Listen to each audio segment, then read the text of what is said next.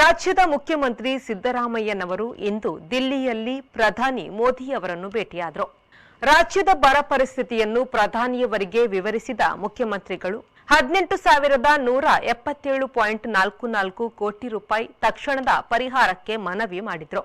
Input subsidy 4,663.12 ಕೋಟಿ ರೂಪಾಯಿ, ತುರ್ತು ಪರಿಹಾರಕ್ಕಾಗಿ 12,577.86 ಕೋಟಿ ರೂಪಾಯಿ, ಕುಡಿಯುವ ನೀರಿಗೆ 566.78 ಕೋಟಿ ರೂಪಾಯಿ, ಜಾನುವಾರುಗಳ ಸಂರಕ್ಷಣೆಗೆ 363.68 ಕೋಟಿ, ಹೀಗೆ ಅವುಗಳ ಹಂಚಿಕೆ ಎಂದು ಮುಖ್ಯಮಂತ್ರಿ ವಿವರ ನೀಡಿದರು.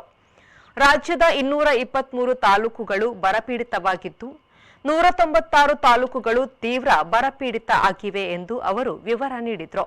ಸೆಪ್ಟೆಂಬರ್ನಲ್ಲಿ ಬರದ ವಿವರ ನೀಡಲಾಗಿತ್ತು. ಕೇಂದ್ರ ತಂಡವು ಬಂದು ಪರಿಶೀಲಿಸಿತ್ತು. ಈಗ ಬರ ಪರಿಹಾರ ತುರ್ತಾಗಿ ಆಗಬೇಕಾಗಿದೆ ಎಂದು ಅವರು ಹೇಳಿದ್ದಾರೆ.